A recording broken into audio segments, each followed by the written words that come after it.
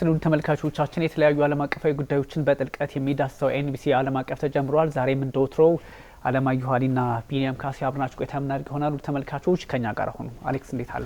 ዛሬ መስገን ሁሉ ሰላም መስገን አለን።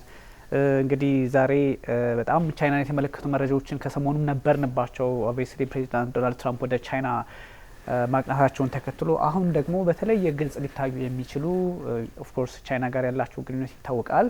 ፕሬዚዳንት ቭላዲሚር ፑቲን ደግሞ ትራምፕን ተከታትለው ገቡ የሚለው መረጃ ዓለም ከፖለቲካ ባሻገር ከኢኮኖሚ ባሻገር ከዲፕሎማሲ ባሻገር የተለየ ትርጓሜ እንዳለው በስፋት እየተዘገበ ነው። ዓለምም አረዳዷ እንደዛ ነው። እንግዲህ ፕሬዚዳንት ዶናልድ ትራምፕና ሺ ጂንፒንግ ወዳጆች ናቸው።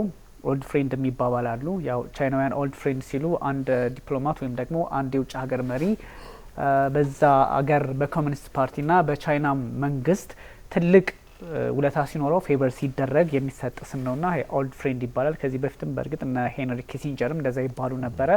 ከዛ አንጻር እንግዲህ ለ25ኛ ጊዜ ነው ፕሬዚዳንት ሺ ጂንፒንግ ከፑቲን ጋር የሚገናኙት። ጉዞ 25 ጊዜ ያህል ፑቲን ወደ ቻይና ተጉዘዋል። ዳይን ደግሞ ከ40 ጊዜ በላይ ያህል ሁለቱ መሪዎች ተገናኝተዋል በተለያየ መድረክና አጋጣሚ የሚሉ መረጃዎች በስፋት ይወጣሉ። መጀመሪያ እንግዲህ ቻይናና አሜሪካ ግንኙነትን ከዚህ በፊት በደንብ አስተነዋል። አሁን ደግሞ እንደው በተወሰነ መጠን የቻይናና የሩሲያ ግንኙነት ብዙ ሰው ቻይናና ሩሲያ ሁሌ ወዳጅ አድርጎ ይወስዳቸዋል። ግን በብዙ አባጣ ጎባጣ አልፈው ነው እዚህ የደረሱትና የአንድ ሀገር ባህሪም ነው። ከዚህ አንጻር እንደው እንደ መግቢያ አይነት አንስተን ወደ ዋናው ሀሳባችን ብንገባ አሌክስ። መልካም ጥሩ ነው። ያው እንደሚታወቀው የትላልቅ መሪዎች የትላልቅ ሀገራት መሪዎች ወደ አንድ ሀገር ጉብኝት ሲያደርጉ ምናልባት ከአመት በፊት ምናልባትም ከ8 ከ9 ወራት በፊት እቅድ ተይዞ ነው እንጂ እንዲዘው ተብሎም አይገባም። በእርግጥ ይህ የአጋጣሚ ጉዳይ ነው። የሁለቱ ሀገራት መሪዎች ወደ ቻይና ያቀኑት እዚህ ጋር አንድም የቻይናን ታላቅነት ያሳያል። ምክንያቱም ትላልቅ ነን ብለው የሚያስቡ ሀገራት ወደ ሶስተኛ ደረጃ ትገኛለች ተብላ ወደምትታሰብ ምናልባትም አንደኛም ልትሆን ትችላለች እና ማን ያውቃል ወደ እሷ የሄዱት ጥሩ ምክር ለማግኘት ጥሩ ወዳጅነት ለማግኘት ኢኮኖሚያቸውን ለማሳደግ ደህንነታቸውን ለማስጠበቅ ነው ሁለቱም መሪዎች ወደዛ የተጓዙት። ወደዛ በሚጓዙ ሰዓት ከመጓዛቸው በፊት የዓለም ሁኔታ ምን ነበር? የዓለም ሁኔታ የዓለም ሂደት ምንድን ነበር? የነበረው አባጣ ጎርባጣ ጦርነቶች፣ ስደት፣ እነዚህን የመሳሰሉት ነገሮች የሁለቱን መሪዎች ሀገራት ወደ ቻይና እንዲከትሙ አድርጓቸዋል። ቻይናና ሩሲያ ወዳጅነታቸውን የሚለውን ባለፈው ዝግጅታችን ላይንም በደንብ በስነ ስርዓት ገልጸናል። በስታሊን ዘመን ጀምሮ እስከ ክሩሽቾቭ ወይም ብሬዥኔቭ ድረስ እስካለው ድረስ ማለት ነው። እንዲያውም በዚሁ አጋጣሚ አንድሮፖቭ የሚባሉ መሪ ነበሩ ከዚህ በፊት እና አንድሮፖቭ የኬጂቢ ጄኔራል ማኔጀር ዳይሬክተር የነበሩ ናቸው እና በአንድ ወቅት ወደ ቻይና ሄደው ከመጡ በኋላ ያውም ከቻይናና ሩሲያ በጣም መጥፎ ግንኙነት አላቸው በሚባልበት ጊዜ ግን አንድሮፖቭ ያንን ጉዳይ ለማለስለስ ወደዛ አቅንተው ነበር። ግን ከዛ ደርሰው ከመጡ በኋላ ኢሚዲየትሊ ከአውሮፕላን እንደወረዱ በጣም በከፍተኛ ሁኔታ ችግር ደረሰባቸው እና በኋላ ሲታይ የኪድኒ ፌሌሪቲ መሆን ቻለና በጣም ብዙ የሚሰሩ ሰው ረጅም ሰዓታትን የሚሰሩ ያለማቋረጥ የሀገሪቱን ሴኩሪቲ የሩሲያን እንዲሁም ደግሞ የሙስናን በመዋጋት በጣም ኃይለኛ የሚባሉ ካሉት መሪዎች ሁሉ ከስታሊንም በላይ በቃ ይሄ ሙስናን ሌብነትን በማጥፋት የታወቁ ነበሩና ያው እንደሚታወቀውም በስልጣን ዘመናቸውም አጭር ጊዜ ነው የነበራቸውና ምናልባት ቻይናዎቹ መርዘዋቸው ሊሆን ይችላል የሚል ነገር በስፋት ነበረ የሚወራው ለአመታት እና ከቅርብ ጊዜ በኋላ ነው እንዲያውም ነገሮች ሚስጥሮች እየወጡ የሕክምና ሚስጥሮች እየታወቁ ሲመጡ ያኔ ከቻይና ጋር የተያዘ ነገር እንዳልሆነ ማለት ነው። እና እንዲህ አይነት አሉባልታዎች ራሳቸው በመንግስታት ደረጃ ያለውን ቁርሾ ያባብሰው ነበር። ግን ከዛ በኋላ አሁን ከ25 ዓመት በፊት እንግዲህ ቭላዲሚር ፑቲን ወደ ስልጣን ከመጡ በኋላ ግን የቻይናና የሩሲያ ግንኙነት የጋብቻ አይነት ግንኙነት ደረጃ ነው የደረሰው እና አንደኛቸው ከአንደኛቸው ደግሞ ጥገኛ የሆኑበት ነገር አለ። ወደፊትም ደግሞ ራሷ ሩሲያ ወደ አውሮፓ የምትልከው ወይም ደግሞ ለአውሮፓ ወይም ለአሜሪካን ልታቀርብ የምትችላቸው ነገሮች ሁሉ ለቻይና ብቻ ብታቀርብ ራሱ ለእሷ አዋጭ ይሆናል። ቻይናም ራሷ የምትፈልገውን ነገር ሁሉ ከሩሲያ ማግኘት ትችላለች። ሩሲያም ራሷ እንደ ትልቅ ገበያ ልትሆናት ትችላለች ማለት ነው እና እዚህ ጋር እንግዲህ ባጭሩ እናድርገው በሚል ነው። ወደ ጂኦፖለቲካሉ ጉዳይ ግን ስንገባ እዚህ ጋር የምትታየን ሀገር አሁን እስራኤል፣ ኢራን፣ ዩክሬን ናቸው። እንግዲህ እነዚህ ተቃርኖች ናቸው። አልቆም ወይም ደግሞ ጉዳያቸው አልፈታ ያለው። የዩክሬን ጉዳይን በተመለከተ አውሮፓውያኖቹ ናቸው ይበልጡን የሚያቆላልፉት ማለት ይቻላል።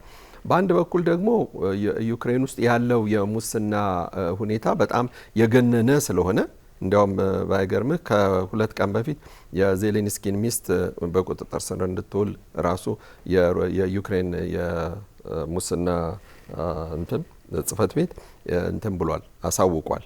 እና ይኸውም ጋብቻቸውን ሁሉ ወይም ደግሞ ፍቺ ፈጽመው በዛ ጉዳይ ላይ እንዲጠየቁ እስከ ማለት ደረጃ ይሄን ዞሮ አሁን ዜሌንስኪ የማይፈርም ከሆነ ወይም የጦርነቱ እንዲያበቃ ስምምነቱ የማይፈርም ከሆነ በሙስና በኩል ሊጠይቁት እንደሚቻል አይነት ነገር ይሄ በአንድ በኩል የሚደረግ ጫና ነው። በአውሮፓውያኖቹ ደግሞ ለማዳን ደግሞ የሚፍጨረጨሩት ሌላ ጉዳይ ነው እና ያው በአንድ በኩልም ስታያትም ዩክሬን ሳንድዊች ሆና ግን ሙስናው አለ፣ ጦርነቱ አለ፣ አውሮፓ አለ፣ አሜሪካን አለ።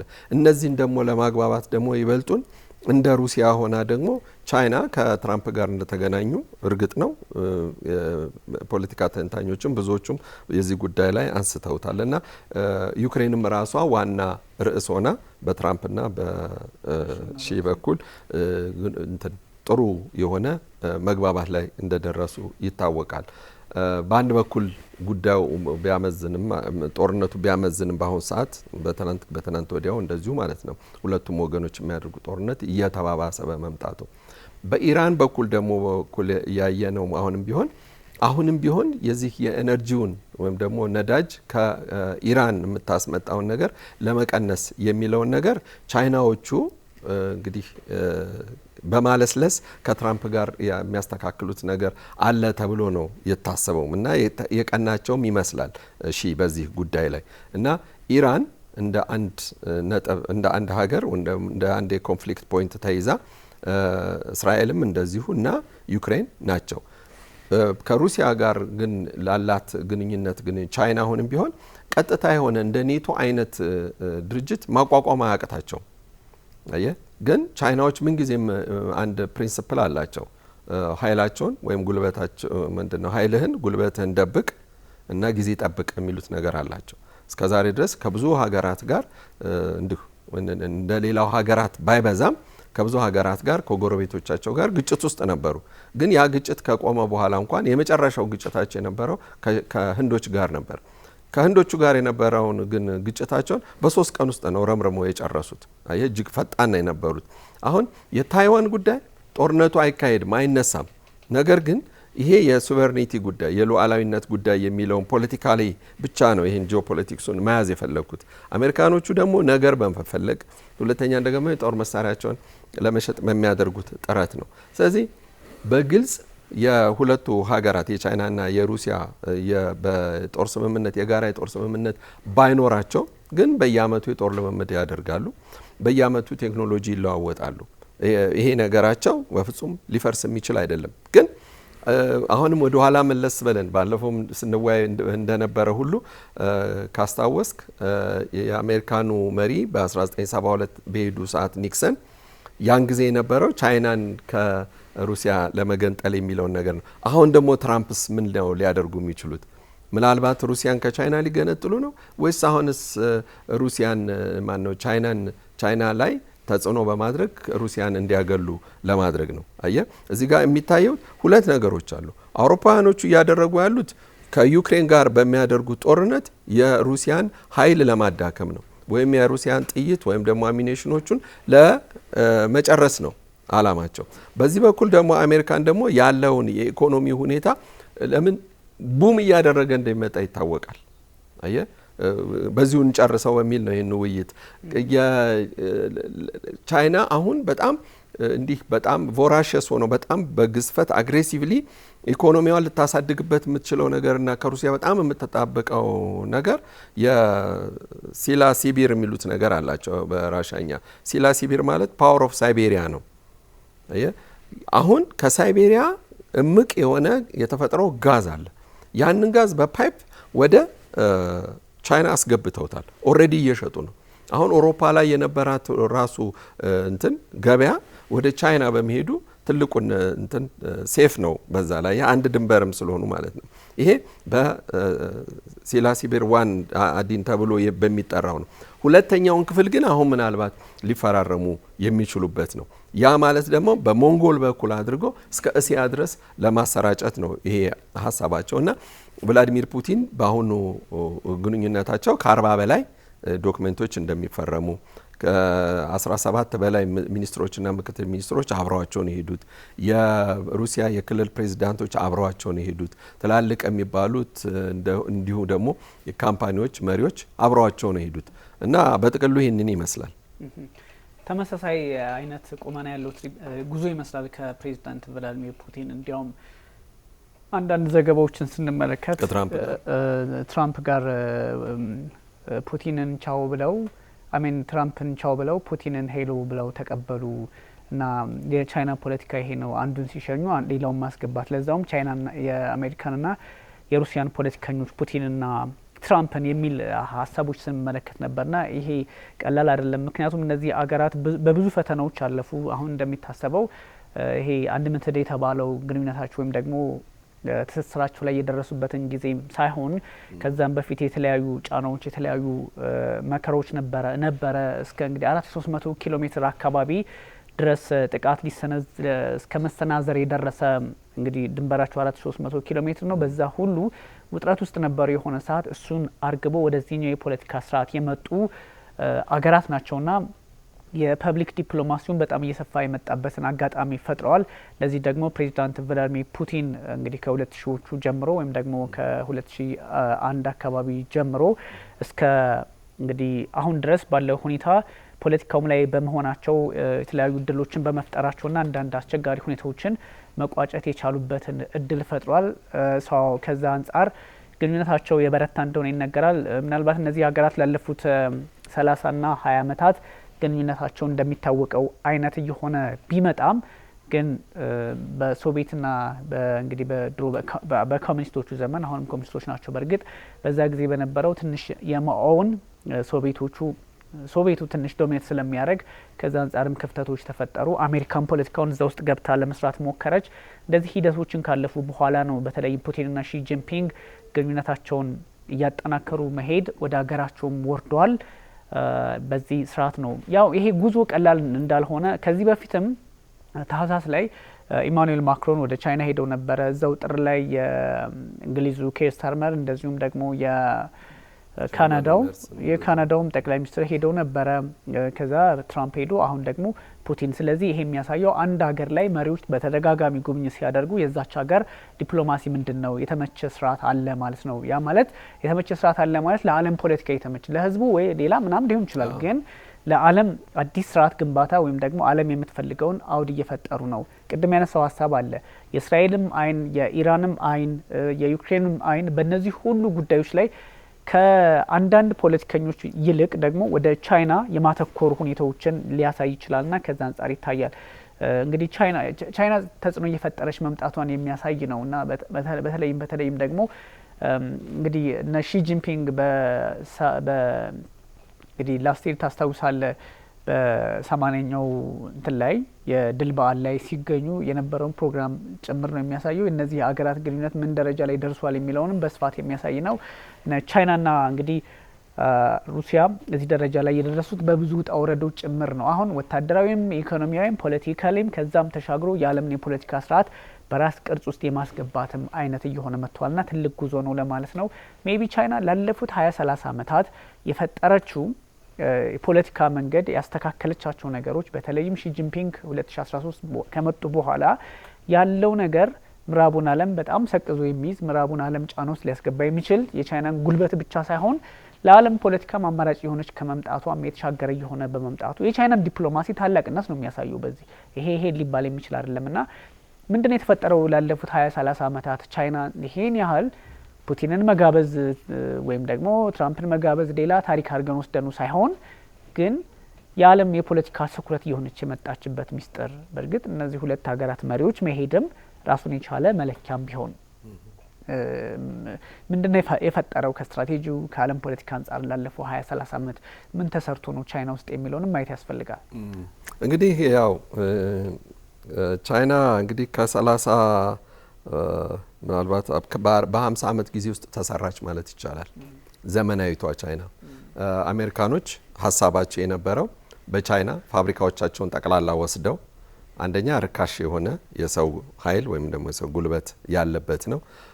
እነዛ ፋብሪካዎች ላይ በቀላሉ ማምረት ይቻላል። የአሜሪካን ሜዲን አሜሪካ የሚለው በአሜሪካ ተሰራ የሚባለው ብራንዱ ብቻውን በዓለም ላይ ተሰራጭቶ ትልቅ ዋጋ የሚያወጣ ወይም ደግሞ ከፍተኛ ትርፍ የሚያስመጣ ነገር ሊሰራባት የምትችል ሀገር እንደሆነች አሜሪካኖቹ ገብቷቸዋል። እና በዛ ምክንያት ያን ሁሉ አሸን የሆነ ፋብሪካ አሜሪካኖቹ ቻይና ውስጥ ገነቡ። የነሱ ሀሳብ ቻይናን በኢኮኖሚ ብቻ ነው ያሰቡት። ቻይና አውሮፓ ወይም ደግሞ አሜሪካን ለ5 ዓመት ነው የሚያቅዱት ይባላል። ቻይናዎች ግን ለ50 ዓመት ነው የሚያቅዱት። እነዛ ሁሉ ፋብሪካዎች በተከፈቱ ሰዓት እልልታቸው ምንድን ነበረ? የቻይናዎቹ አንድ ህዝቧ በምን ደረጃ ላይ ነው የነበረው? አንደኛ እንዳይወልዱ ሁሉ ቁጥጥር እየተደረገባቸው ወይም ወልዶ የተገኘ ከሁለት በላይ ወልዶ የተገኘ ይታሰራል በሚባልባት ሀገር እንደገና መልሰው ያንን ህዝብ መመገብ የማይችሉበት ደረጃ እግዚአብሔር አመጣላቸውና አሜሪካንን የመሰለ ህዝብ ወይም ደግሞ ቢዝነስማን እነዛን ሁሉ ፋብሪካዎች መፍጠር ቻሉ። ስለዚህ ፋብሪካዎች ውስጥ የሰው ኃይል የሰው ጉልበት ወይም ደግሞ የስራ እድል ከተፈጠረ ምንም ሌላ ለሀገርህ የሚያስፈልግህ አንዳችም ነገር አይኖርም በዛን ሰዓት። ምክንያቱም ህዝቡ በቂ ምግብ ማግኘት ቻለ፣ መስራት ቻለ፣ ሞራል አለው፣ ተነሳሽነት አለው። ስለዚህ ኢኮኖሚያቸው እያደገ መጣ። የዛ ኢኮኖሚ ማደግ ግን አሁንም ቢሆን ጉልበት አይደለም የሚጨምረው፣ ኃይል አይደለም የሚጨምረው፣ ዲፕሎማሲው እየበለጸገ ነው የመጣው። ቻይናዎች ምንድነው ያደረጉት? ልጆቻቸውን ወጣቶቻቸውን በአጠቃላይ በዓለም ዙሪያ አሰራጩት። እነዛ ሁሉ ወጣቶች የሄዱት ሁሉ ጠቅላላ ቴክኖሎጂ ቀሰማ ነው ያዙት። ሩሲያም የሄዱት፣ ጀርመንም የሄዱት፣ ፈረንሳይም የሄዱት፣ እንግሊዝም የሄዱት ጠቅላላ ቴክኖሎጂ ለቀማ ነው። ወደ ቻይና ወደ አፍሪካም ሲመጡ ደግሞ ገበያ ነው ያጠኑትና ያወቁት። ይሄ ሁሉ ጥርቅም ነው ቻይናን እዚህ ደረጃ ላይ እንድትደርስ ያስቻላት። አፕል ቻይና ባትኖር ኖሮ አፕል እዚህ ደረጃ ባልደረሰ ነበር አይደለም። እነ ማይክሮሶፍት ቻይና ባትኖር፣ እነ ዴል ቻይና ባትኖር እያልን የምንዘረዘራቸው በጣም እልፍ ነገሮች አሉ። ስለዚህ ቻይናን እንደ አንድ ትልቅ መጸነሻ አድርገዋት ነው ኢኮኖሚዋ እዚህ ደረጃ ላይ ሊደርስ የቻለው። እና አንተ በኢኮኖሚ ከፍ ብለህ በምትታይ ሰዓት ዲፕሎማሲውን ቀጥሎ የሚመጣ ነው። ኃይል ጉልበታቸውን በዛ ምክንያት ሊያበለጽጉ ቻሉ። ሌላው ትልቁ ነገር የተደረገው ነገር ምናልባት ሀገሪቷን ማሳነስ ሳይሆን ግን ኮፒንግ ነው የጀመሩት። ቀረጻ፣ መሰለል፣ እነዚህ ቴክኖሎጂዎችን በአጠቃላይ ይዘው መጥተው ይሄ ነገር እንዴት ይሰራል የሚባለውን ነገር ከህፃንነት ጀምሮ ከህፃንነታቸው ተማሪዎች ከህፃንነታቸው ጀምሮ እነዛን ነገሮች በደንብ እንዲያውት ማስደረግ ችሏል። ከአሻንጉሊት ጨምሮ ማለት ነው። እንግዲህ ምንም እንኳ በልጅነታችን የተማርንባቸው እርሳስና ደብተሮች ከቻይናም ቢመጡ እና የቻይናን አለመሰልቸት የቻይናን ከባድ የሆነ የማምረት ችሎታ ብናውቀው ግን ዘመናዊ ቴክኖሎጂ በዛው መንገድ መቀጠል ቻሉ፣ ማስቀጠል ቻሉ።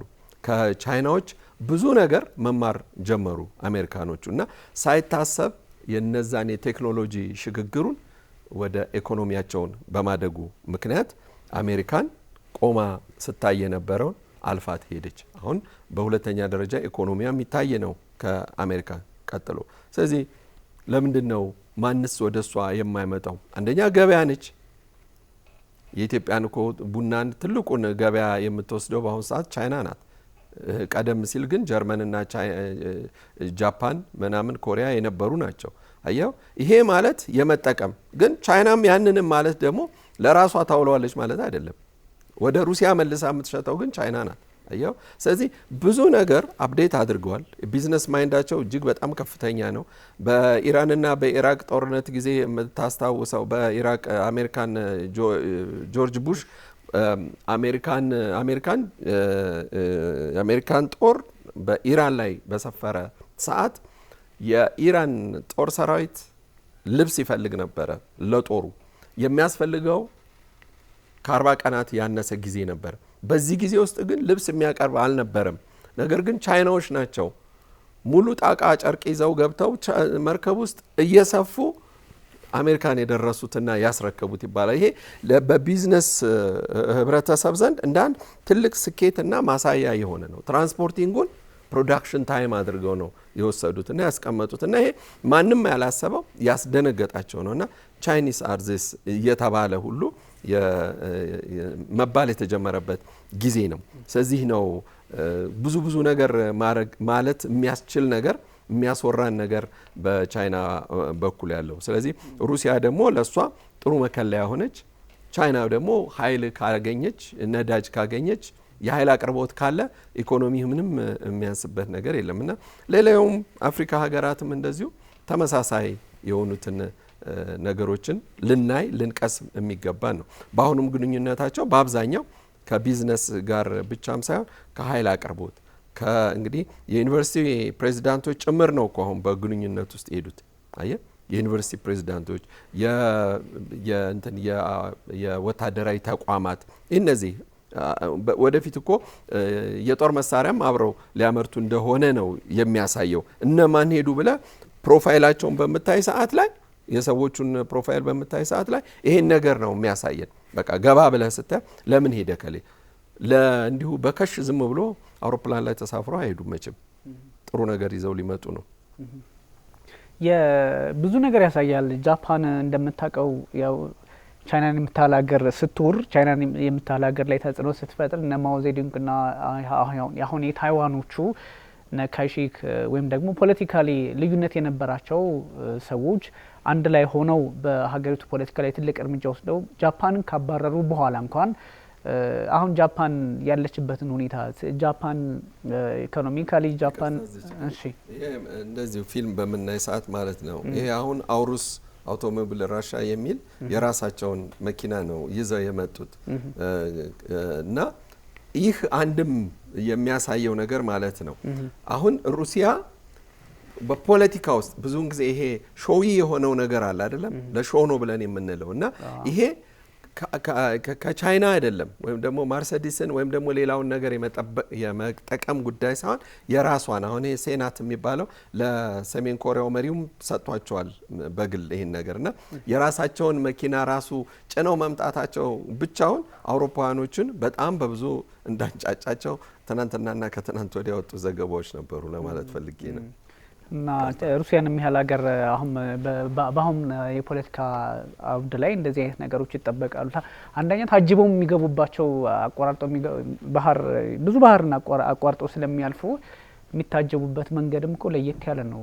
ፑቲን የሳቸው ፕሌን አለ። ከዛ ደግሞ የሚያጅቧቸው የጦር አውሮፕላኖች የጦር ጀቶች የአንድ ሀገር ከባድ ኃይል የተንቀሳቀሰ ያህል ነውና ይጠበቃል። ኦፍኮርስ ኤርፎርስ ዋን ላይም እንደዚህ አይነት ነገሮች አሉ የፕሬዚዳንት ዶናልድ ትራምፕም ላይ።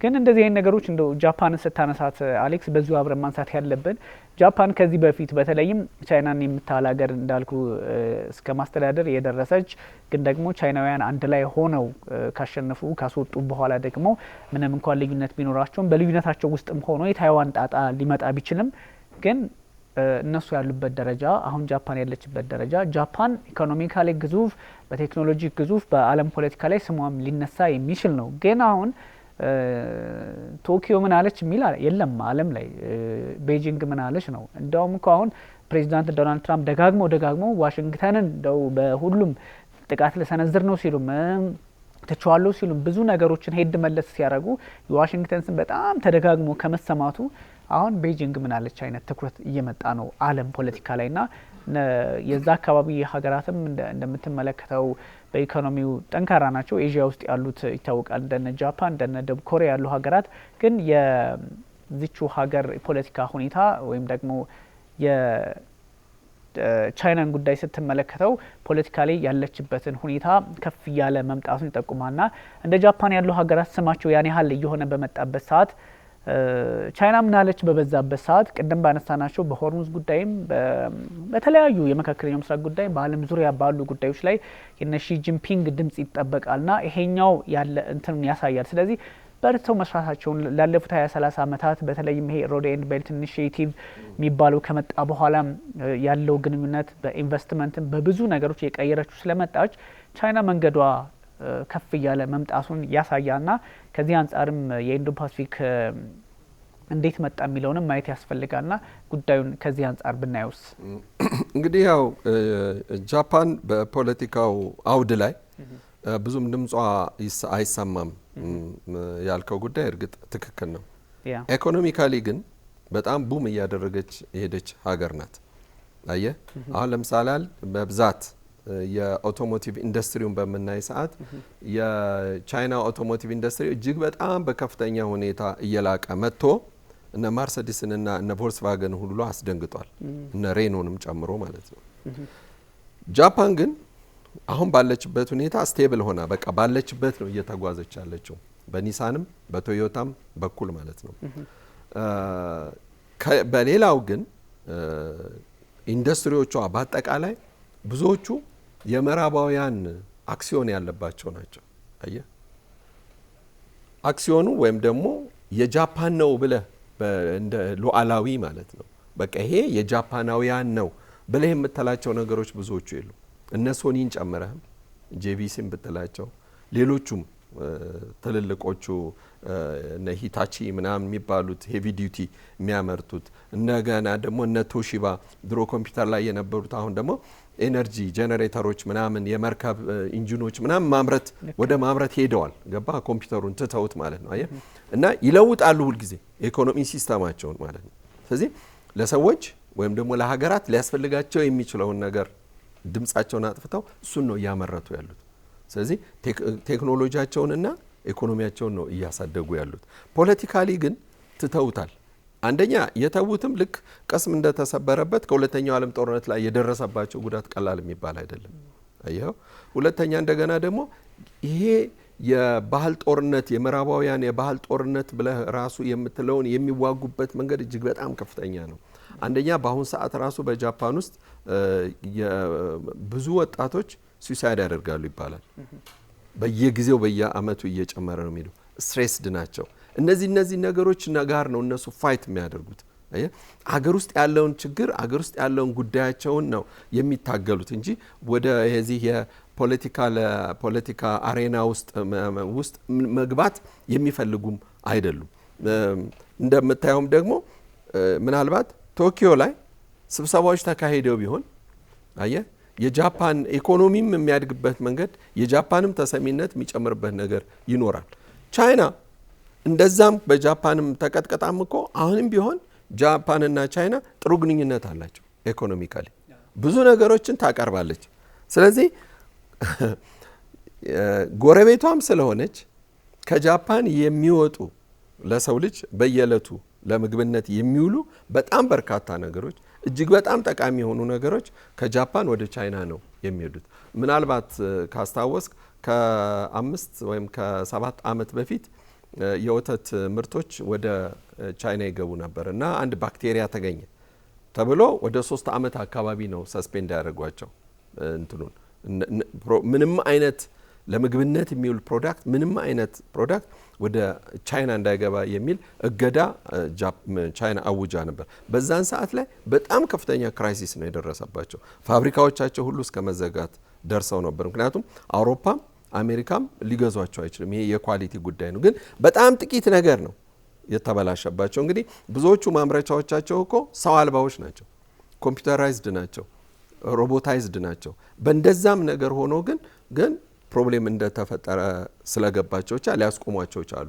ስለዚህ በተቻለ መጠን ጃፓኖች አሁን በቴክኖሎጂያቸውና በኢኮኖሚያቸውን በማሳደግና ቴክኖሎጂያቸውን በመሸጥ ላይ ነው ያሉት እንጂ በፖለቲካ አሬናው ላይ ብዙም አይታዩም። ለዛ ነው ግን አሁን ፓኪስታን ግን ብለን በምናይ ሰዓት ላይ ግን አሁን ፓኪስታን አንደኛ ለኢስላሚክ ስቴት ለምትላቸው በአጠቃላይ ቅርብ ናት።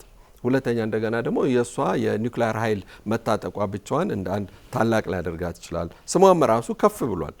ገባ በፊት የሚታወቁት የነበረው ጠቅላይ ሚኒስትሮቹ መውጣትና መግባት አንዱ አንዱን የማጥፋት የመጠፋፋት አይነት ፖለቲካ ጠልፎ የመጣል ፖለቲካው ላይ ብቻ ይተኮርባቸው የነበሩ ሀገራት ጥሩ ናቸው።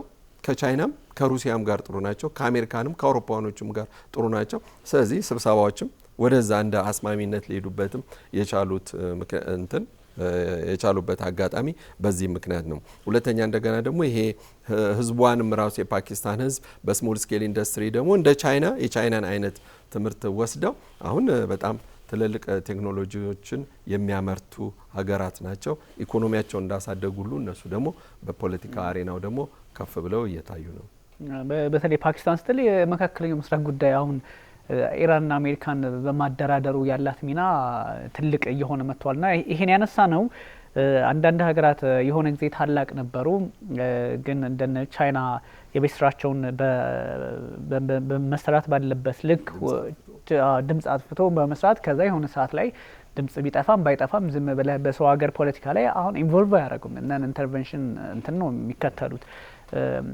ኢራንና አሜሪካ እየተዋጉም ቢሆን ለኢራን የተወሰነ ሳይድ እንዳላት ቢታወቅም ፖለቲካሊ ኢንጌጅመንቱም እንዳለ ቢታወቅም ግን ደግሞ ማንም ጦርነት ውስጥም ይሁን እጇን አስገባች ለማለት አስቸጋሪ ቢሆንም ግን ፖለቲካሊ አሁን ድምጽ ላጥፋ ብትልም ማጥፋት አትችልም። ያለምን ቁጥር 2 ኢኮኖሚ ይዘ እንዲያውም በአንዳንድ ፒፒፒ በሚባል ፐርቼዚንግ ፓወር ፓሪቲ የሚባል አለ። በሱ የኢኮኖሚ መለኪያ የመጣን ሀብት ባለሙያዎች ያውቁታል። በሱ እንኳን ቻይና ከአሜሪካ የተሻለች እየሆነች የመጣችበት አጋጣሚ ብዙ ጊዜ ተፈጥሯል። በየአመቱ ሊቀያየር የሚችል ነገር ሊሆን ቢችልም በኮሙሌቲቭ ነገር ግን አሜሪካ ከሁለተኛው ዓለም ጦርነት ጀምሮ የሰራችው ነገር አለ። ዓለም ላይ በደንብ የወሰደቻቸው ነገሮች አሉ። እሱ በቀላሉ የሚነካም የሚናድም አይደለም። ግን ደግሞ የቻይና ግስጋሴ ደግሞ በ5 እና በ6 አመታት ወይ እስከ 10 አመታት ማክሲማም የሆነ ነገር ሊያጥለቀልቅ ይችላል። እንደነ ትራምፕ ደግሞ የቻይናን እንቅስቃሴ በዚህም በዛም እያዋከቡ የሆነ ቦታ ላይ ስታክ እንድታረግ የሚያደርግ አይነት ነገር ከሆነ የታይዋኑን ጉዳይ እንደምንም ቀስቅሶ ጦርነት ውስጥ ካስገቡ ቻይና በዚህ ፍጥነት አትሄድም። ለዛም ይመስላል ፕሬዚዳንት ሺ ጂንፒንግ አጋጣሚዎችን ተጠቅመው መጠቅለል የሚችሉበት እድል ቢፈጠርላቸውም ግን ቀስ እያሉ እያደቡ የሚሄዱበትን እንትን የፈጠሩትና ቀላል አይደለም። ይሄን ፓኪስታንን የሚያነሳ ነው፣ ጃፓንን የሚያነሳ ነው። በተለይ ደግሞ ጃፓን የፓኪስታንን ያህል በዚህ በመካከለኛው ምስራቅ ጦርነት እንኳን ስሟ አለመነሳቱ አገራት የሆነ ጊዜ ከፍ ብለው የሆነ ጊዜ የሚጠፉት እንደነ ቻይና ቤታቸውን ዘግተው አለመስራታቸው ጭምር ነውና ቻይና ያለመስራት በተለይም ይሄ ግሎባል ሳውዝ እና ግሎባል ኖርዝ የሚባለውን እንደ ብሪጅም ልታገለግል የምችል ናት። ሞር ደግሞ ወደ ግሎባል ሳውዙ ታዳጊ ሀገር ማርለች ስሟ እንደዛ ስለሆነ ሞር ወደዚህኛው ትመጣለች እና በዓለም ፖለቲካ ላይ የተለያዩ ጥምረቶችን በመያዝ ትልቅ ስራ እየሰራች ያለች ሀገር ከመሆኑ አንጻር ነው መሪዎችን እዚህም እዛ አንድ መሪ ለዛውም እንደነ ትራምፕና እንደነ ፑቲን ያሉ መሪዎች ወደ አንድ ሀገር ሲሄዱ ቀላል አይደለም። እንደነ ኢማኑኤል ማክሮን እንደነ ኬር ስታርመር ያሉትም እንዳሉ ሆኖ ግን ፖለቲካሊ ትልቅ ቦታ በዛ ላይ ትራምፕ ሲወጡ እሳቸው ሲተኩ ምንድን ነው ቻይና ይህ የምትሞላው ቫኪዩም ዓለም ላይ ያለውን ክፍተት በትራምፕና በፑቲን እንኳን ተመሳሳይ አቋም አላቸው ብለን ብንወስድ እንኳን በቻይናና በአሜሪካ በሩሲያ መካከልና በአሜሪካ መካከል ያለውን የፖለቲካ ልዩነት ምንም የፈለገ አንድ ላይ ሰሩ ቢባል እንኳን የምታውቀው ነው። አንተ በደንብ ታውቀዋለህ ያንቀጠና እሱን ቫኪዩም የምትሞላ ሀገር ሁለቱን የተለያየ አቋም ያላቸው ሀገራት እንኳን አሁን ሊግባቡ ይችላሉ የሚል አረዳድ ቢኖርም ግን እነዚህን ሀገራት ሞስኮና ዋሽንግተንን አንድ ላይ ሊያቆም የሚችል ሀሳብ በመያዝ ረገድ መካከለኛው ምስራቅ ላይ ያሉ ልዩነቶች ምንም እንኳን ፑቲንና ሺ ጂንፒንግ አንድ አይነት አቋም እንዳላቸው ቢነገርም በመካከለኛው ምስራቅ ፖለቲካ ላይ ሌሎች ጉዳዮችም አብረው እየተመዘዙ የሚወጡበት እድል ተፈጥሯልና ይሄኛውን ጠንቅቆ ማየት ስለሚያስፈልግም ጭምር ነው። ስለዚህ አዲስ የዓለም ስርዓት ብዙ ጊዜ በተደጋጋሚ ይባላል ይሄ ማልታይ ፖለር ለመፍጠር እንደ ቻይና ያሉ ሀገራት እንጂ እንደ ብዙ እነ ራሽያን ብትሆን የምትመለከተው በእንደዚህ አይነት የጦር መሳሪያ ቴክኖሎጂ ከፍ ያሉ ናቸው ይታወቃል። ኢኮኖሚካሊ ደግሞ ቻይና ሁሉንም ታሟላለች፣ ኢኮኖሚውንም ታሟላለች፣ ጦሩንም ታሟላለች። ፕላስ ደግሞ ለሁሉም ገበያውን ከፍታ አውሮፓ አሁን ፑቲን አውሮፓ ጋር አይሰሩም፣ ቻይና ግን አውሮፓም ጋር ትሰራለች።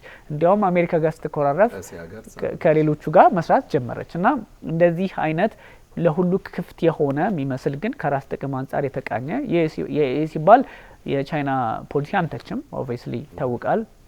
ግን ቻይና ሁሉ ምንድነው የሚባለው ሁሉም ነገር መልካም ሁሉም ነገር በጎ ምናምን ተብሎ አይወሰድም። ይሄ ግልጽና ግልጽ የሆነ ነገር ነው። ግን ዓለም አሁን ባለችበት የፖለቲካ ስርዓትና አውድ ኒው ወርልድ ኦርደር ለማምጣት በሚደረገው ጥረት ከየትኛውም በላይ አሜሪካ የራሷ ዓለም አላት። የራሷ የምታስተዳድረው ዓለም አለ። ይህ ዓለም የአሜሪካ ነው። በአሜሪካ ቅርጽ፣ በአሜሪካ ፍላጎት፣ በአሜሪካ ፖሊሲ፣ በአሜሪካ አይነት ግንዛቤዎች የሚሄዱ ነው። ይሄንማ ሌላ አሜሪካም አለችበት፣ ምዕራባውያን ሌሎቹም ተጨምረው እንግሊዝም ሊያስቀጥሉት ይችላሉ። ግን አዲስ አማራጭ ማምጣት ያስፈልጋል ሲባል ቻይና አይነት ሀገር ያስፈልጋል ከሚለው አንጻር ለማየት ነውና ይሄ መልታይ ፖለሩን ከማምጣት ብዙ ኃይላትን ብዙ ወገን ሜዳው ለሁሉም ክፍት ይሆናል። በቻልከው ትሮጣለህ። የደከመ አሁን የአፍሪካ ሀገራት መጠንቀቅ ያለባቸው በተለይ መሪዎች ሜዳው እኩል ይሰጣል፣ አሯሯጡን ማስተካከል ያስፈልጋል።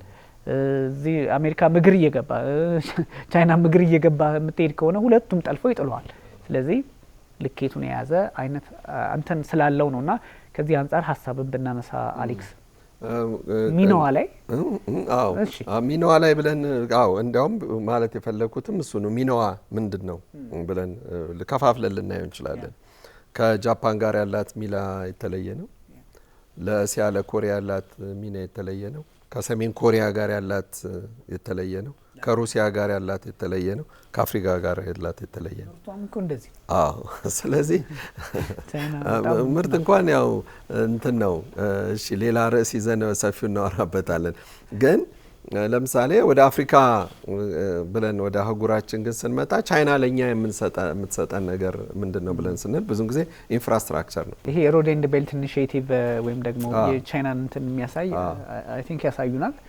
እሱንም ከዚህም አንጻር ብናነሳ አሁን ይሄ የሱ የቤልት ኢኒሺዬቲቭ ጉዳይ እኛም ብቻም ሳይሆን ያደረጉት ምንድነው ድሮ ቻይናውያን ከሺህ ዓመታት በፊት በፈረስና በበቅሎ ይጓዙ የነበረባቸውን ስፍራዎች ይዘው እነዛን ሀገራት የሚነኩ ስፍራዎችን ላይ ኢኮኖሚያቸው እንዴት ነው የቀድሞቹ እና ወዴት ነው አሁን እየተመለስን ያለ ነው፣ አሁንስ የት ናቸው ያሉት የሚለውን ነው መለስ ብሎ የሚያዩት።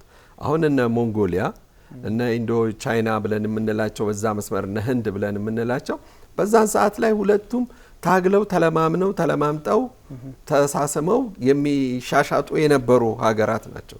አሁን ቻይና ከፍ ብላ ነው ያን ውለታ ላለመርሳት ነው ይሄን የቤልት ኢኒሺዬቲቭ የሚባለውን ነገር ይዘው መስራት የጀመሩት እና ያ ለአፍሪካም ለኛም ሀገር ጭምር ተርፏል። እንዲያውም ብዙ እኮ እንትንም አለው በዚህ ጉዳይ ላይ የምትሰራ ከሆነ ፕሮጀክት ካለ እጅግ በጣም ከፍተኛ የሆነ ገንዘብ በጀት ሰጥታለች ኦሬዲ ቻይና ለአፍሪካውያን ማለት ነው።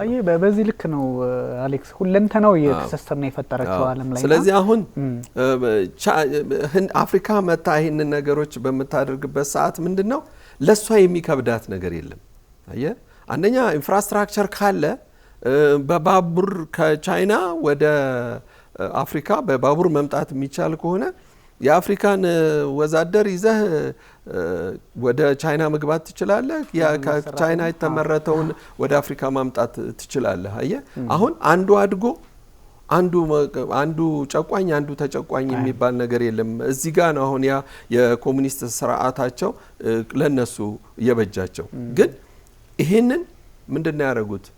ኢምፕሩቭ አደረጉት፣ አሻሻሉት፣ አፕዴት አደረጉት። አየ ከዘመን ጋር ነው አብሮ የሄደው የቻይና ኢኮኖሚ።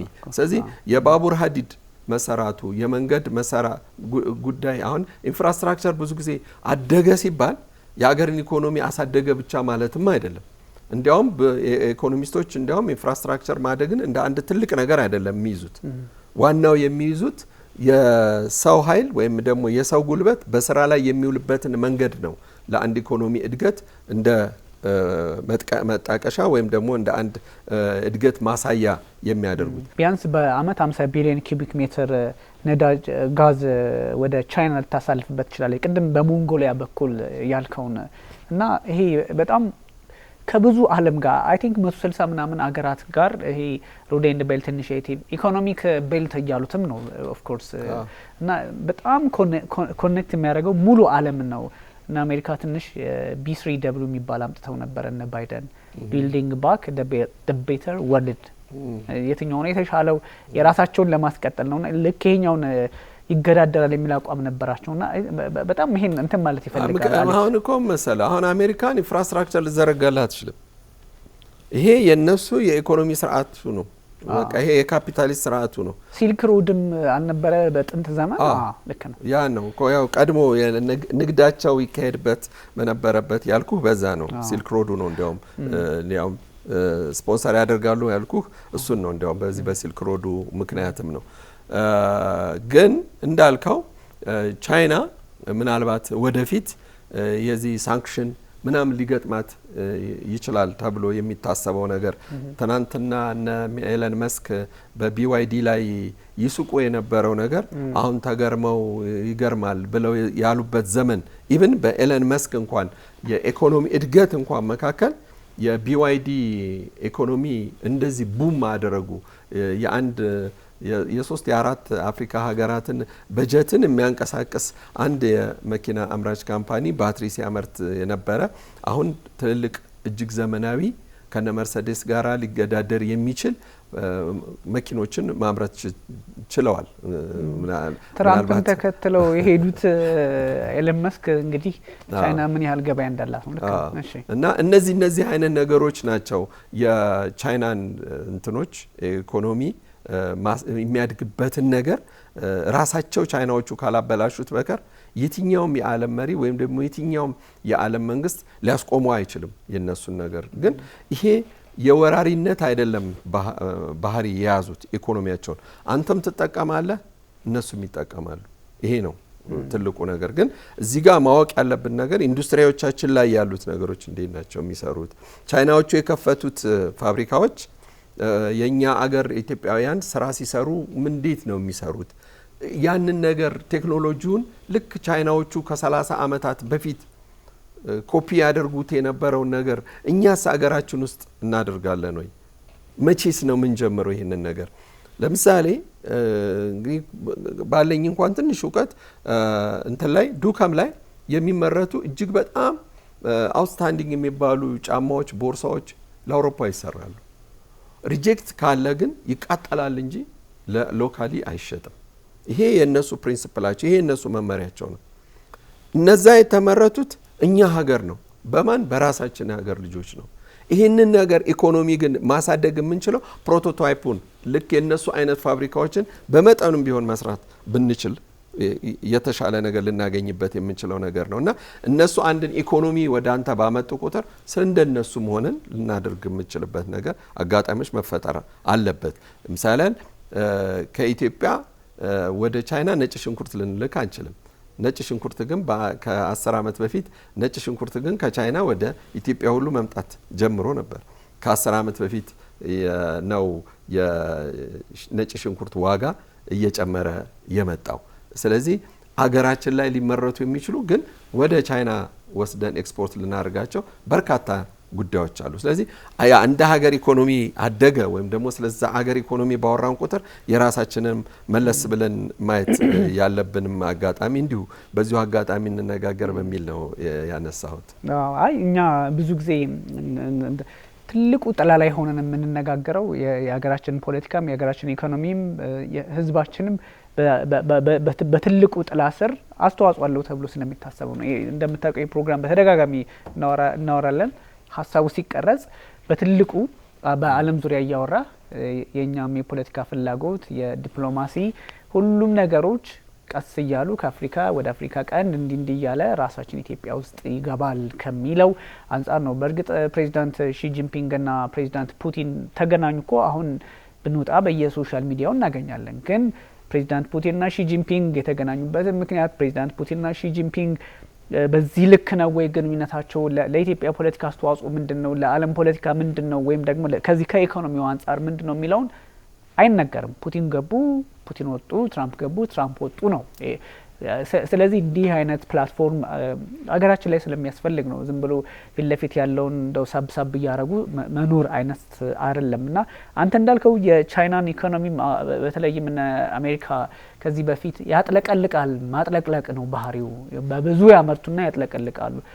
ይሄ ሞር ትሬድ ደፊሲት የሚባለው የንግድ ጉድለት እስከ 295 ቢሊዮን ዶላር እኮ አሜሪካ ላይ አድርሰው ነበረ። ይሄ ገንዘብ የስንት አፍሪካ አገር ጥቅል ምርት እድገት ነው ስትል ያውም ይገባሃል፣ አንደርስታንድ ታደርገዋለህ። እንደዚህ አይነት ነገሮች ስላሉ የቻይናን ፖለቲካ በደንብ መያዝም ያስፈልጋል። የራሽያን ፖለቲካ በራሱ ኦፍ ኮርስ ሁሉም ሰው ፖለቲከኛ አይደለም። እዛ ሁሉም ሰው ጉዳይ አለው። አንተም ጉዳዮች አሉ፣ ጉዳይን ትፈጽማለህ፣ ለሀገር አስተዋጽኦ አለ ማለት ነው። ሌላም እኔም በራሴ እንደዚህ ሁሉም ጉዳይ አለው። በታይዋን ጉዳይ ላይ አሁን እኛ ብዙ ጊዜ ስናወራ አንድ የቻይናን ሰው ብትጠይቅ መረዳቱ ያን ያህል ሊሆን ይችላል። ምክንያቱም እኔ እንደውም አንድ ሰው አግኝቼ ነበር እስከ ሰሞኑ ሲያወራኝ የአንድ የቱሪስት ከተማ ነች ቻይና ጫፍ እና ወደ ታይዋን ትቀርባለች። ከዛ ፎቶ ምናምን አይፈቀድለም። ፕሌን እንትኖች አሉ፣ እነዚህ ጀቶች ምናምን አሉ። ራንደም የሆነ ነገር ቢከሰት ተነስተው ጥቃት ማሰንዘር የሚችሉና ፎቶ ምናምን የውሃ መጠንን በሊትር ሚሊሊትር ይለካላል ምናምን እንደዚህ ሴኩርድ ነው። እዛ ስትሄድ ማፕ ላይ ምናምን ስታይ ወደ ታይዋን ድንበር እየቀረብክ መሆኑን የሚያሳይ ነገር ነው።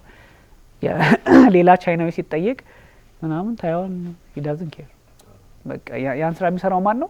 ሺጂንፒንግ ይሰሩለታል። ሺጂንፒንግ ወይም ደግሞ የቻይና ፖለቲከኞች ኮሚኒስት ፓርቲ ዋጋ ይከፍላታል። ታይዋንን እስከ ማምጣትም ዋጋ ይከፍላል። ህዝቡ ግን ለሀገሩ የቤት ስራውን ይሰራል ነው ኮንሰፕት። ትልቁ ነገር እኛ ሀገር ላይ ሁሉም በጉዳዮች ላይ ትንሽ ነጥቦች አሉን፣ ግን አስተዋጽኦአችን ደግሞ ልክ የምናውቃትን ያህል ትንሽ ነች። የፖለቲከኛው ለፖለቲከኛው አይተውም። የምጣኔ ሀብት ባለሙያዎች የሚሰሩትን ለምጣኔ ሀብት ባለሙያው አንተ ቦዝ የአግሮኖሚስትም ነህ፣ በዛ የምትሰራበትን አውዶች አሉ። እዛ ላይ ፎከስ እንዳታደርግ የሚያደርጉ ነገሮች አሉ። ኦፍ ኮርስ እነዚህ ነገሮች ስላሉ የቻይና መጠናት አለበትም የሚያስብለው ከዚህ አንጻር ነውና በእርግጥ አንዳንድ ጉዳዮችን አለማወቅ ጥያቄ ሊያስነሳ ቢችልም ግን ስራህን የሚሰራልህ ሲኖር ስራህን እንዲሰራልህ የፈቀድክለት አካል ስትተማመንበት እና እድሉን ስትሰጠው ስራውን ይሰራል። አንተ ደግሞ የተጣለብን ግዴታም ሆነ ለእንጀራ ስትሰራ አገርን ታላቅ ልታረግ ትችላለህ የሚል አረዳድ ስላለው ነው። እና እኔም ይገርመኛል ይሄ ሁሉ ሲባል ግን አፕሪሺየት እያረግን ሳይሆን የሚያስተች ነገር አለ። ቻይና ግን እሱን አንሄድበትም። ሲንስ ፖለቲካሊ ከፑቲንም ጋር የተገናኙበት መንገድ ለዓለም አዎንታዊ ነገር ይዞ ለመምጣት መካከለኛው ምስራቅን ጦርነት ለማብረድ የዩክሬንን ጉዳይ መፍትሄ ለመስጠት እንደዚሁም ደግሞ አሜሪካ ጋር የገባው ሰጣ ገባ መፍትሄ እንዲመጣል ስለሆነ ፖዚቲቭ ነው ትሪፑ፣ መልካሙን ነገር ይዞ ይመጣል የሚል እምነት ስላለ ከዛ አንጻር ነው። ጉዞ አደገኛ ቢሆን ጉዞ ኢትዮጵያን ጫና ውስጥ ሊያስገባ የሚችል ቢሆን ኖሮ ደግሞ ቻይና እኮ እንደዚህ ደሴት እኮ ካልከፈልክ ጠቅልላ ግዛቷ ታረጋለች ምናምን እያለን ብዙ አንድ ሚሊዮን ነገር እናውጣ እንችላለን። ግን የቀናው መንገዷ አሁን ጥሩ የሆነ በመምጣት ነውና ሜቢ የዩክሬን ጉዳይም ሊነሳ እንደሚችል ሳይታለም የተፈታ ነው። ይህን ጦርነት ፑቲን ሄደውበታል። እንግዲህ ፑቲን ባለፈው እንደውም ስንጨርስ ሀሳባችን መጠቅለል ሳይችሉ ቀርቶ እኮ አይደለም ብለን ነበረ እና አንዳንድ ሰዎች አንድ ትልቅ ሰው ደውሎልኝ እንዴት እስቲ ያስረዳኝ ምናምን ሲሉኝ ነበረ። የሆነ ሀሳብ እሳቸውም ጋር ተለዋውጫል። ቅድም ይሄ ጥይት ማስጨረስ የሚባለው ሲስተም ገብቷቸዋል ሩሲያውያን። እንደው ውይይቱ ምን ሊሆን ይችላል? በተለይም እነዚህ አራቱን ግዛቶች ወስዶ ይበቃናል ወደሚልም አይነት ነገር ሊሆን ይችላል። እሱ ላይ ሶስቱም የተስማሙበት ማን ነው? ዩክሬንም ሩሲያም በልበ ሙሉነት የሚስማሙበት አንድ ነገር አለ። እነዚህ የቀድሞ ግዛቶቼ ብላ የያዘቻቸውንማ ብጠቀልል ዩክሬን የሚቀራት 3 ምናምን ስፍራዎች ብቻ ነው። ብዙ አይደለም፣ ብዙ አያስኬድም። አሁንም ያሉት ነገር የያዘቻቸውን ይዛ ግን ዳንባስ የሚባለውን ስፍራ ነው መጠቅለል የምትፈልገው። እዚህ ዳንባስን ለመያዝ ደግሞ ዳንባስን ማጥፋት ሊሆን ነው። አየህ ዳንባስ ላይ ያለው ጠንካራ ጦር ነው፣ እጅግ በጣም ጠንካራ ጦር ነው የዩክሬን ጦር ያለው። ዩክሬን ጦር ብለን ስንል የኔቶ ጦር ያለው። ስለዚህ ዳንባስ ውስጥ ምን አለ ብለን ብትል አንድ ኮል ማይን ነው ያለው፣ የድንጋይ ከሰል በጣም ከፍተኛ ያለ ሚኔራሎች አሉ። በጣም ሀብ ነው ለኢኮኖሚው ማለት ነው። እና ሩሲያ ያንን ስፍራ ያዘች ወይም ጠቅለላ ያዘች ማለት ድጋሚ ወደ ዳኔስክ፣ ሉጋንስክ አካባቢ ያሉትን ስፍራዎች ሁሉ ያ ቀጠና ሰላማዊ ይሆናል ማለት ነው። ምንም ኢቭን ወታደር ሳታሰፍርበት ብቻ አጥረህ ደህንነትን ልታስጠብቅበት የምትችልበት ስፍራ ነው። ዳንባስን ግን አሳልፎ መስጠት እና በዛ ጉዳይ ላይ ግን አለመስማማት ምንጊዜም እዛ አካባቢ ላይ ዙሪያውን የጦር ሰፈር ከተመህበት ሁልጊዜ በስጋት ልትኖርበት የምትችልበት አካባቢ ስለሆነ ነው። ስለዚህ ይሄ ሃይብሪድ የሆነ ነገር ማለት ነው። አየህ ምንድነው ሁለት ደቃቅ የሆኑ ነገሮች ይኖራሉ። ስንዴና በቆሎ ልትለየው ትችላለህ አግሮኖሚካሊ። ስንዴና በቆሎ ልትለየው ትችላለህ በዘር ግን ማን ነው በጣም ትንንሽ ብለን የምንላቸውን የፌጦ ዘርንና የጤፍ ዘርን ግን ልትለየው አትችልም። ስለዚህ የጤፍና የፌጦ እህል ነው አብሮ ተደባልቆ ያለው ዩክሬን ውስጥ። ስለዚህ ሩሲያውያንን አብረው ነው የሚያልቁት። ዩክሬኖቹ እንዲያልቁ አይፈልጉም ሩሲያውያን። አየህ እዚህ ጋር ያለው ነገር አሁን ሩሲያ እየተፋጨች ያለችው እየተዋጋች ያለችው ግን ከኒዮ ፋሺስቶቹ ጋር ነው እንጂ ከዩክሬን መንግስት ጋርም አይደለም። ኒዮ ፋሺዝም ግን ነገ ገኖ ይመጣል። ጀርመንን ወይም ደግሞ ሌሎቹ ይሄ ኒዮ ፋሺስቶች እንዳይገኑባቸው የማይፈቀድላቸው ስፍራዎች አሉ። ከዚህ ዘረኝነቱን የማይፈልጉ ኢቭን እነ ሰርቢያም በላቸው ቼኮቹንም ስሎቬኒያም ሃንጋሪም ብለህ የምትላቸው እንትን ናቸው የኒዮ ፋሺስት ጠሎች ናቸው። ምክንያቱም ፋሺስቶች እጅግ በጣም ከፍተኛ ጉዳት ያደረሱባቸው ነው። ሁለተኛ እንደገና ደግሞ ሃይማኖታቸውንም ጭምር የሚያሰው ናቸው። ስለዚህ ጦርነቱ ያለው ከኒዮ ፋሺዝም ጋር እንጂ ከዩክሬን ጋር አይደለም። ልክ ነህ። አሁን 25ኛ ዓመት 2001 ላይ ቻይናና ሩሲያ ይሄ ጉድ ናይበርስ ምንድነው መልካም ወዳጅ ጉርብትናና ወዳጅነት በሚለው ስምምነት መሰረት 25ኛ ዓመታቸው ላይ ደርሰዋል። እሱንም ታሳቢ ያደረገ ጉዞ ነውና ይቀጥላል ነው፣ ሌላ ትርጉም የለውም። የዩክሬን ጉዳይ ያነሳውል ዩክሬን መነሳቱ ስለማይቀር ነው። በሁለት ቀን ቆይታቸው ይህን ጉዳይ አለማንሳት አይቻልም። ፕሬዚዳንት ዶናልድ ትራምፕ እኛ የኢራን ጉዳይ እኮ እኛ ከነሺ ጂንፒንግ ጋር የምንወያይበት ጉዳይ አለ፣ የኢራን እኮ ያለቀለት ጉዳይ ነው፣ ለምን እናወራለን አይነት ነገር ብለው ከሄዱ በኋላ ስለ ሆርሙዝ አይደለም ስለ ኢራን ፖለቲካ ወደፊት ምን መሆን አለበት ኒውክሌር ምንድነው በጣም ዲቴይል ተወያይተው ተመልሰዋል። እንኳንስ በጉዳይ ላይ ሊወያዩ ድል የፈጠረ የፖለቲካ ስርዓት ባለበት ዓለምና እንደ የጦስ ዶሮ የሚባል ነገር አለ አይደለ? የዩክሬን ህዝብ እንደዛ ሆኗል። እሱ የጦስ ዶሮ ነው። በኦሮምኛ እንደውም ጭዳም ይሉታል። አንድ ነገር ትሰዋበታለህ በቃ ምንም በቃ በማያገባ ዳፋ ሆንክ ይባላል። እና አሁን እንዲያውም ጦርነቱ ሊያበቃ ነው በሚባልበት ሰዓት አሁን ባለፉት 2-3 ቀናት ውስጥ እንደገና ምንም ነገር ተጽዕኖ ልታመጣ በማትችል ሀገር ዩክሬኖቹ ከሊቱዋኒያ ጋር ሆነው አሁን ሌላ እንደገና ጥቃት ካሊንግራድ ላይ ሰንዝረዋል። አሁን ሳርማትን ይዘ ሰሞኑን ወይም ከትናንት ወዲያ ጀምሮ ከፍተኛ የጦር ልምምድ ያውም የኒውክሊየር የጦር ልምምድ ሩሲያ እያደረገች ነው። ይሄ በሰፊው ገና በኒውስ ደረጃ በደንብ ተስፋፍቶ የሄደ ነገር አይደለም። ሳርማት አሁን ከትናንት ወዲያ የተደረገው እንትን ያውም ቢሃይንድ ስክሪን ያሉት ነገር አለ።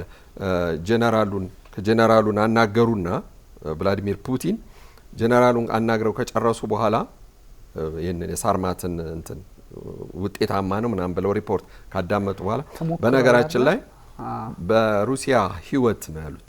በሩሲያ ህይወት ውስጥ ከፍተኛ ክስተት ተብሎ የሚቆጠር መሆኑን ትገነዘባላችሁ ብለው ነው ያሉት። 35 ኪሎ ሜትር እንደውም ከባድ እኮ መቆየት ይችላል ማለት ነው። ያ ማለት ሲዞር ነው የሚቆየው ከባቢ አየር ላይ ሲሽከረከር ይቆያል። ፓርሻሊ ኦርቢትን ይነካል ነው ምናምን እንደዚህ መረጃዎችንም ስመለከት ነበር። አዎ እንግዲህ ትንሽ ጉግል ካደረግን ስለ ኒውክሌር ስለ ጦር መሳሪያው እንላለን። ስለዚህ አሁን በሊቱዋኒያ ላይ ሆኖ ወደ ካሊንግራድ ላይ ከመጣ አሁን ነው ጉዱ። ምናልባት ቭላዲሚር ፑቲን እዚህ ጉዳይ ላይ ትንሽ የለሰለሰ አቋም የሚይዙ ከሆነ በሩሲያ ሕዝብ ዘንድ ግን ትንሽ ጥላቻ ሊያድርባቸው ይችላል። ስልጣናቸውን እስከ መልቀቅ ሁሉ ሊያደርሳቸው ይችላል። ስለዚህ የማያዳግም እርምጃ ሊወስዱ ይችላሉ። እጅጋም በጣም ከፍተኛ የሆነ ፍንዳታ ሊቱዋኒያ ላይ ሊያደርሱ ይችላሉ። ያ ማለት ደግሞ ይህንን ትንኮሳ እያደረገች ኦልሬዲ በዩኤን ምናምን ነገር አፕላይ አድርገዋል። ግን ይሄ ትንኮሳ ግን የሚጨምር ከሆነ ግን ለሊቱዋኒያ እጅግ በጣም አስቸጋሪ ነው። ምክንያቱም ኔቶን ነው ወደ ጦርነት ለመሳብ የሚፈልጉት። ስለዚህ እቺኛው ሴናሪዮ ግን ትንሽ ለየት የምትል ነች እና ለቀጣይ ውይይት ላይ ሁኔታዎች የሚባባሱ ከሆነ ልንወያይባቸው እንችላለን። ይህ ሳርማት የሚባለው ምዕራቡ ዓለም ሰይጣን 2 እያለ ይጠራዋል።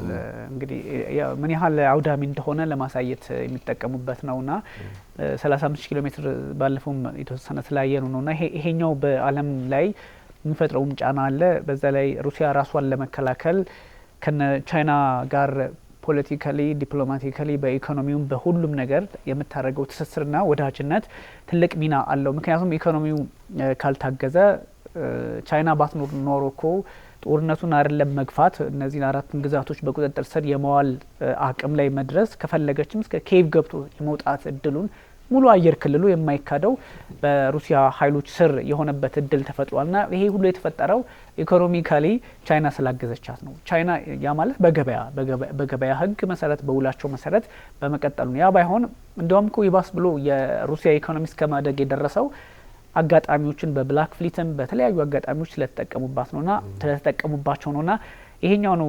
ይሄ የዩክሬን ጉዳይ ጭዳ ወይም ደግሞ ይባላል ብዙ ጊዜ በአማርኛም በነገራችን ላይ ጭዳ ሆኗል ይባላል እና የጦስ ዶሮ ሆኑ ያል ነው። ይሄ እንደው ኔጌቲቭ ኢምፕሊኬሽን እንዲኖረው ፈልገን ሳይሆን ህዝቡን እንደው መጫወቻ ሆነ የሚለውን አይነት ነገር ሳይሆን እጣ ፋንታቸው በሌላ ዓለም በሱፐር ፓወር በነ አሜሪካ ወይም ደግሞ አሜሪካ እንኳን አሁን ወደ እንትናት በምዕራቡ እነዚህ እንግሊዝን ናቸው ይበልጥ ያዙት እንግሊዞች በተለይ ኢስሮዎች የሚባሉት ጀርመን፣ ፈረንሳይ፣ ብሪታንያ በሚያደርጉት እጣፋንታቸው የተወሰነ በዘለንስኪ ስልጣን ማቆየትና አለማቆየት ፍላጎት ልክ የተወሰነ ከሱም ሁሉ አልፈ በራሱ በሩሲያ ፖለቲከኞች እጅና ፍላጎት የተወሰነ የሆነ መምጣቱ ነው ፖለቲካሊ ትንሽ አስቸጋሪ ሊያደርገው የሚችለውና አሌክስ በጣም ሰፋ አድርገን ምክንያቱም ውይይቱ ለ2 ቀናት ተደርጎ ሲጠናቀቅ ብዙ ሀሳቦችን በስፋት ላነሳቸው እንችላለን። ግን ምናልባት ይሄ ጉዞ ቀላል አይደለምና ጠቅለል ያሉ ሀሳቦችን in a minute እንትን ብንላቸው በአንድ ደቂቃ ውስጥ መጠቀል ማድረግ እንችላለን። እንግዲህ ብዙ ነገሮችን አውርተናል፣ ብዙ ነገሮችን ተነጋግረናል። የምንጨምራቸው ብዙ ነገሮች የሉም። ግን እንዲሁ በአጠቃላይ ግን ስንመጣ ዓለም የምትመራባት ዓለምን ማን ሊመራት የሚችለው ነገር በ3 ሆኗል። አሁን ሩሲያ፣ ቻይና እና አሜሪካን መሆናቸው ታወቀ። አሁን የምዕራብ አውሮፓውያን መገለል ነው የሚያሳስባቸው። ስላሳሰባቸውም ነው ዩክሬን ላይ ያለውን ጦርነት ማቆም ያልፈለጉት። ስለዚህ በአማካይ ስፍራ ቶፕ ላይ ያለችው አሁን ቻይና ናት። ግራና ቀኝ ያሉት ደግሞ አሜሪካንና ሩሲያ ናቸው። እንደዛ ብዬ ነው አሁን የማስበው። ሚዛን ማስጠበቅ ትክክል ጥሩ ነው። ማስታረቅም ሚዛን ማስጠበቅም ለዓለምም መፍትሄ ያመጣል ነው። አሌክስ በስፋት እንመለስበታለን። የ2 ቀናት ቆይታ ነው የሚኖራቸው ፑቲን። በሱ ላይ እንግዲህ ትልቅ ሀሳቦች ይወጣሉ። በቀጣዩ ፕሮግራማችን ሰፋ አድርገን ወይም በሌላም ጉዳይ እንመለሳለን። አመሰግናለሁ። ውድ ተመልካቾቻችን ስተከታተሉት የነበረው የኤንቢሲ ዓለም አቀፍ ነው። የፕሬዚዳንት ቭላድሚር ፑቲን ወደ ቻይና ምን አንደምታ አለው፣ በዓለም የፖለቲካ ስርዓት ወይም ደግሞ አረዳድ ላይ ምን አይነት የፖለቲካ ጉዳዮች ሊነሱ ይችላሉ የሚለውን በስፋት አንስተናል። እንግዲህ አለማየሁ ሀሊና ቢኒያም ካሴ አብናችሁ ቆይታ አድርገናል። ቸር ጊዜ ይሁንላችሁ።